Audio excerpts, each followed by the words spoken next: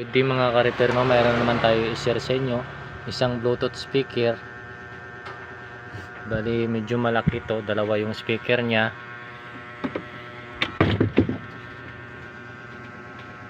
Nakabukas na ito mga ka-repair. Ito. Ang issue nito mga ka-repair, pag binuksan natin, hindi na siya tumutunog. Tapos may ilaw na lang yung ilaw nya.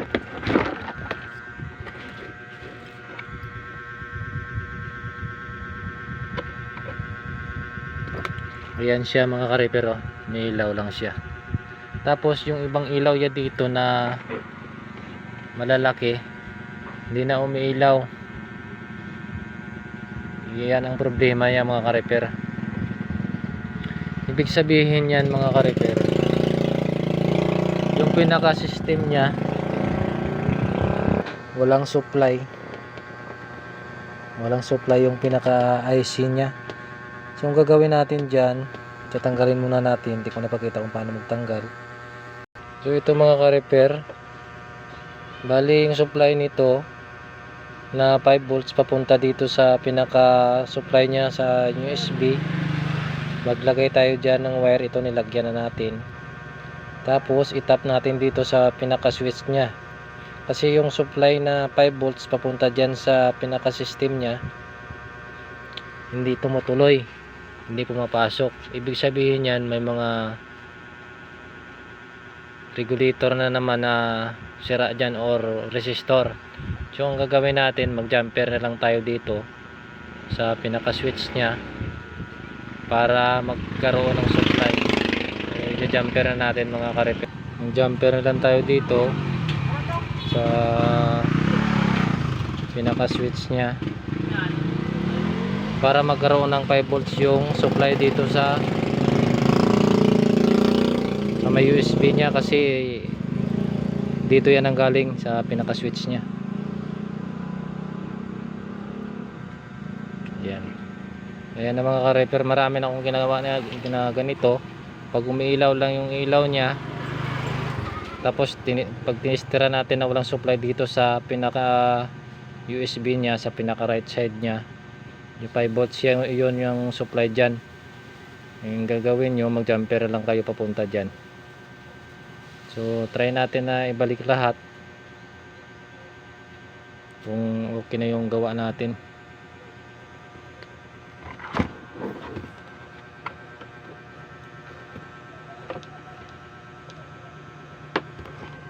Marami na din ako ginawa na ganito mga ka-repair, na ganyan ang issue.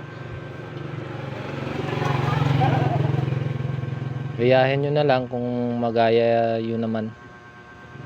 Ibalik natin yung battery.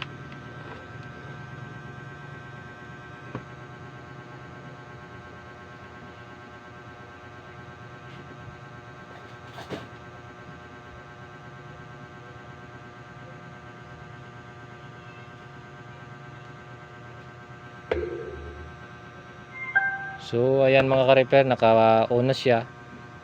Tayo muna natin ulit. Tapos ilagay natin ang ilaw nya.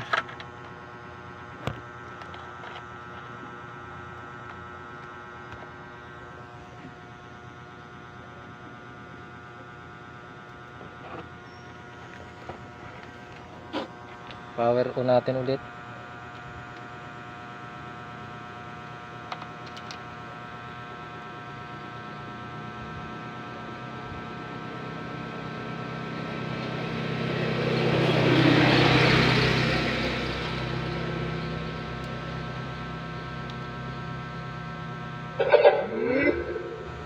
So ayan mga ka-repair, okay na siya.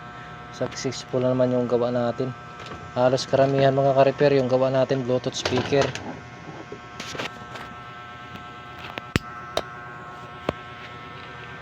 Kanina walang display yung ilaw dito sa harap, ngayon ayan.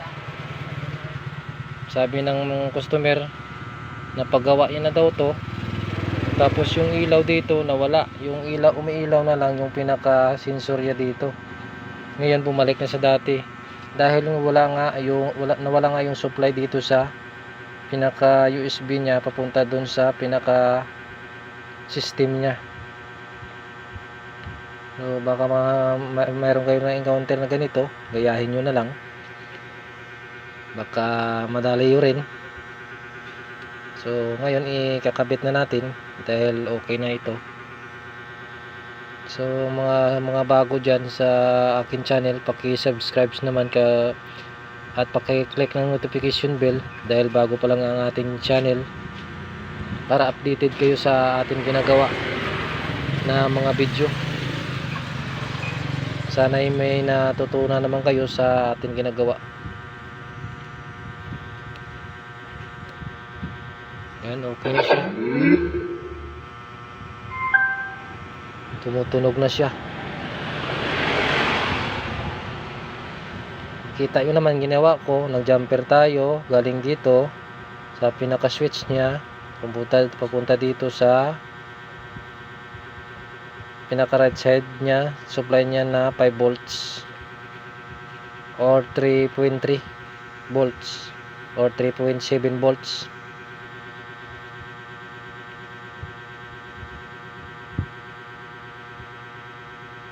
So yun lang mga ka-repair. Maraming salamat sa panunood nyo. Sana may natutunan kayo.